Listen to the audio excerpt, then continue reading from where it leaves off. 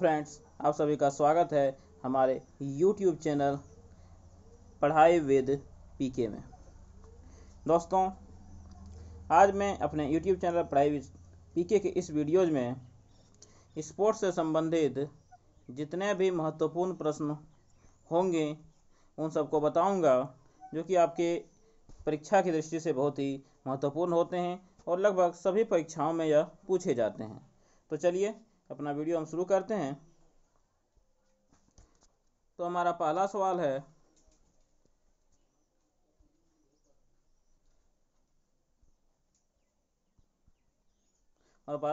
कि अर्जुन पुरस्कार किस क्षेत्र में उत्कृष्टता के लिए प्रदान किए जाते हैं।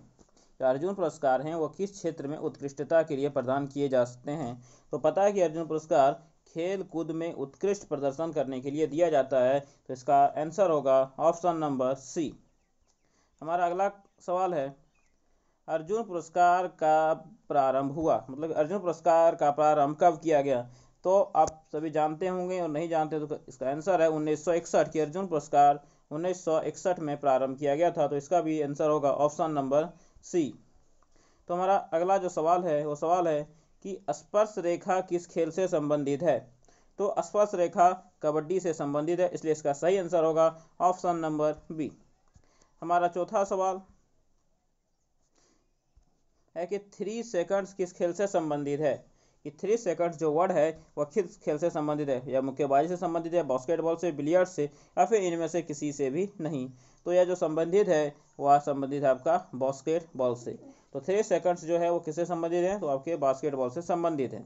हमारा जो क्वेश्चन नंबर 5 है वह है कि अपर कट किस खेल से संबंधित है। तो पता है कि अपर कट जो है वो आपका क्रिकेट से संबंधित है। आप लोग क्रिकेट में जानते हैं कि अपर कट क्या होता है। तो ठीक है, तो इसका सही आंसर होगा ऑप्शन नंबर बी। तो हमारा जो छठा नंबर सवाल है वह है कि हॉकी का जादूगर किसे कहा जाता है। तो यह तो बहुत ही चर्चित नाम है और इसे लगभग सभी कोई जानते हैं कि हॉकी का जादूगर मिस्टर मेजर ध्यानचंद को कहा जाता है। तो इसका भी आंसर होगा ऑप्शन नंबर सी। तो 6 नंबर का भी answer option number C, major Dhyan Chand. तो अपना अगला सवाल देखते हैं। हमारा अगला सवाल है, खो खो में कितनी क्रॉस लेंस होती हैं। तो जो खो खो खेल होते हैं उनमें कितनी क्रॉस लेंस होती हैं। तो इसका सही आंसर होगा option number B, 8 cross lens. तो खो खो में कितने क्रॉस लेंस होते हैं, तो खो खो में टोटल 8 क्रॉस लेंस होते हैं। तो चलिए अब अगला सवाल देखते हैं। हमारा अगला सवाल है कि सानिया मिर्जा निम्नलिखित में से किस खेल के लिए चर्चित हैं। कि सानिया मिर्जा कौन से खेल के लिए चर्चित हैं। तो इसका आंसर होगा option number B, lawn tennis. तो सानिया मिर्जा लॉन टेनिस के लिए चर्चित हैं। चलिए तो क्वेश्चन नंबर 9 देखते हैं कि ईरानी कप का संबंध निम्न में से किस खेल से है। तो आप सभी जानते हैं ईरानी खेल का जो संबंध है वह आपका किससे है, तो आपका क्रिकेट से है। तो ईरानी कप का संबंध किस खेल से है, क्रिकेट खेल से है। तो इसका सही आंसर होगा ऑप्शन नंबर सी। तो चलिए अब अगला सवाल देखते हैं। अगला सवाल मेरा होगा सवाल नंबर 10। तो ये रहा हमारा अगला सवाल, सवाल नंबर 10। तो सवाल नंबर 10 दिया है कि यूकी भांवरी का संबंध किस खेल से है। तो यूकी भांवरी का संबंध टेनिस खेल से है। यूकी भांवरी का संबंध किस खेल से है, तो यूकी भांवरी का संबंध टेनिस खेल से है। चूंकि यह सवाल थोड़ा पुराना है इसलिए आप सवाल को स्किप कर सकते हैं। चलिए अब अगला सवाल देखते हैं, सवाल नंबर 11 कि निम्नलिखित में से कौन हॉकी का खिलाड़ी नहीं है। तो यहाँ पे 4 ऑप्शन दिए गए हैं, पृथ्वीपाल सिंह, अशोक कुमार, GS रामचंद एंड बलबीर सिंह। तो इसका जो सही आंसर होगा वह ऑप्शन नंबर सी होगा, GS रामचंद। GS रामचंद जो हैं वो एक हॉकी के खिलाड़ी नहीं हैं। तो इसका जो सही आंसर होगा वो होगा क्या, option number C, GS Ramchand. तो चलिए हम अपना अगला सवाल देखते हैं, सवाल नंबर 12। और सवाल है, अंतर्राष्ट्रीय ओलंपिक समिति का अध्यक्ष कौन है। तो इसमें जो ऑप्शंस हैं वो ऑप्शन मेरे यहाँ पे गलत पड़ गए हैं। इसमें जो सही ऑप्शन है वो नहीं दिया गया है। तो सही आंसर होगा वो होगा थॉमस इसका सही आंसर होगा थॉमस बाच। तो क्या सही आंसर होगा? सही आंसर होगा थॉमस बाच। तो क्वेश्चन नंबर 12 का। चलिए हमारा है सवाल नंबर 13। तो सवाल नंबर 13 बोलता है कि कनाडा का राष्ट्रीय खेल क्या है? तो कनाडा का राष्ट्रीय खेल क्या है? तो ऑप्शन है बेसबॉल, आइस हॉकी, फुटबॉल और इनमें से कोई नहीं। तो आप सभी जानते हैं कि कनाडा का जो खेल है वो क्या है? वो फुटबॉल है। तो कनाडा का राष्ट्रीय खेल फुटबॉल है, option number C. Sorry, Canada का राष्ट्रीय खेल आइस हॉकी है, फुटबॉल नहीं है, फुटबॉल गलत हो गया। तो कनाडा का जो राष्ट्रीय खेल है वो क्या है? Ice hockey. Option number B is right answer. तो हम चलते हैं अपने अगले सवाल पर, जो कि हमारा सवाल नंबर 14। संयुक्त राज्य अमेरिका का राष्ट्रीय खेल क्या है? तो संयुक्त राज्य अमेरिका का राष्ट्रीय खेल है baseball. Option number C is correct answer. सवाल नंबर 15 है, भारत का राष्ट्रीय खेल क्या है? तो आप सभी से जानते ही होंगे। Option number A kabaddi, B cricket, C शतरंज और डी है हॉकी। तो आप सभी जानते हैं कि भारत का राष्ट्रीय खेल क्या है? तो भारत का राष्ट्रीय खेल है option number D, it is hockey. तो भारत का राष्ट्रीय खेल है आपका हॉकी। तो चलिए अब अपना अगला सवाल देखते हैं, सवाल नंबर 6। और सवाल नंबर 6 है कि जापान का राष्ट्रीय खेल क्या है?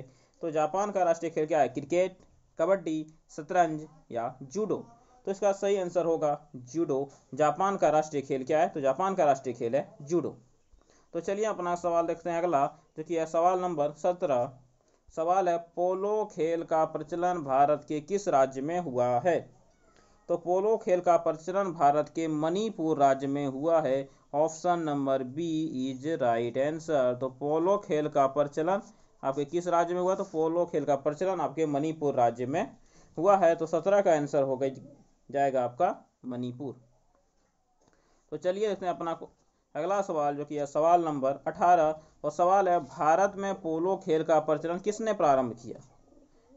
तो भारत में पोलो खेल का प्रचलन जो प्रारंभ किया था वो किया था तुर्कों ने।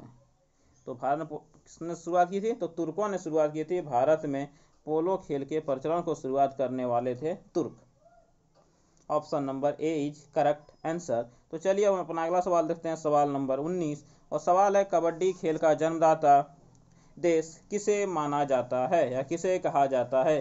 तो सवाल नंबर 19, तो इसका आंसर है क्या चीन, जापान, भारत या रूस?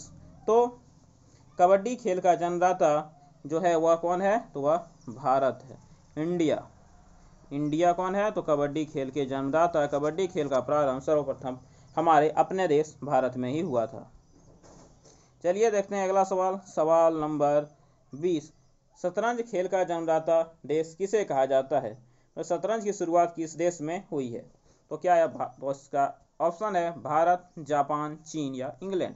तो आप सभी भी इसका आंसर जानते होंगे। तो इसका क्या सही आंसर होगा? बिल्कुल सही, इसका सही आंसर होगा भारत।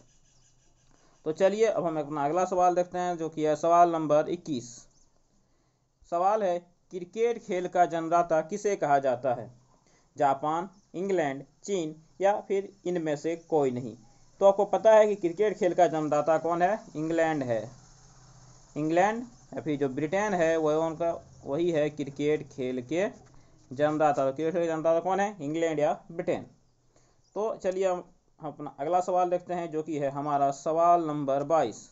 सवाल है, क्रिकेट का जो आधुनिक संस्करण है सुपर मैक्स क्रिकेट, उसकी शुरुआत कहाँ हुई है? तो सुपर मैक्स क्रिकेट की शुरुआत कहाँ हुई है? तो इसका सही आंसर होगा ऑप्शन नंबर बी, ऑस्ट्रेलिया में। तो सुपर मैक्स क्रिकेट की शुरुआत हुई है कहाँ पे? तो ऑस्ट्रेलिया में। तो इसका सही आंसर हो जाएगा ऑप्शन नंबर बी, ऑस्ट्रेलिया। हमारा अगला सवाल है, वाटर पोलो में एक पक्ष में खिलाड़ियों की संख्या कितनी होती है? तो सवाल नंबर 23 कि वाटर पोलो में एक पक्ष में खिलाड़ियों की संख्या कितनी होती है? तो 23 का आंसर होगा ऑप्शन नंबर डी, 7। तो वाटर पोलो के एक पक्ष में खिलाड़ियों की संख्या कितनी होगी? तो एक पक्ष में खिलाड़ियों की संख्या जो होगी वो होगी कितनी? 7। तो इस 23 का आंसर ऑप्शन नंबर डी। तो चलिए अपना अगला सवाल देखते हैं, जो कि हमारा सवाल नंबर 24। तो सवाल है, पोलो में प्रत्येक पक्ष में खिलाड़ियों की संख्या कितनी होती है? जो पोलो खेल होता है उसमें जो प्रत्येक पक्ष होते हैं उन पक्षों में खिलाड़ियों की संख्या कितनी होती है? क्या वह 3 होती है, 2 होती है, 4 होती है या 9 होती है, तो सही आंसर जो होगा, राइट आंसर होगा 4। तो पोलो में प्रत्येक पक्ष में खिलाड़ियों की संख्या कितनी होती है, तो वह 4 होती है। तो चलिए अब हम अपना अगला सवाल देखते हैं, सवाल नंबर 25। बेसबॉल में प्रत्येक पक्ष में कितनी खिलाड़ियों की कितनी संख्या होती है। तो बेसबॉल के प्रत्येक पक्ष में खिलाड़ियों की कितनी संख्या होती है, 7, 9, 11 या 6। यदि आपको इसका आंसर पता है तो कमेंट बॉक्स में कमेंट करें। ऐसे इसका सही आंसर जो होगा ऑप्शन नंबर बी, 9। तो बेसबॉल में प्रत्येक पक्ष में खिलाड़ियों की संख्या कितनी होती है, तो प्रत्येक पक्ष में खिलाड़ियों की संख्या 9 होती है। अब हमारा अगला सवाल जो है सवाल नंबर 26। सवाल है, वॉलीबॉल की प्रत्येक टीम में खिलाड़ियों की संख्या कितनी होती है, या 6 होती है, 8 होती है, 10 होती है या 12 होती है। तो वॉलीबॉल के प्रत्येक टीम में खिलाड़ियों की संख्या कितनी होती है, तो प्रत्येक टीम में खिलाड़ियों की संख्या 6 होती है। तो इसका सही आंसर हो गया ऑप्शन नंबर ए। हमारा अगला सवाल है सवाल नंबर 27, और सवाल है, बास्केटबॉल के प्रत्येक पक्ष में खिलाड़ियों की संख्या कितनी होती है।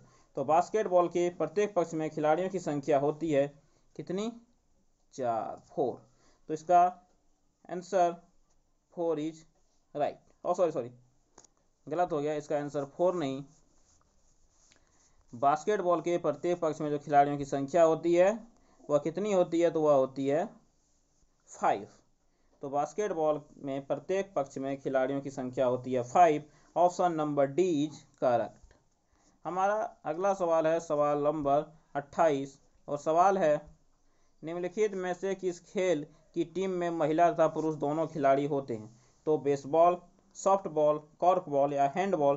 तो इनमें से किस खेल में के टीम में महिला तथा पुरुष दोनों खिलाड़ी होते हैं।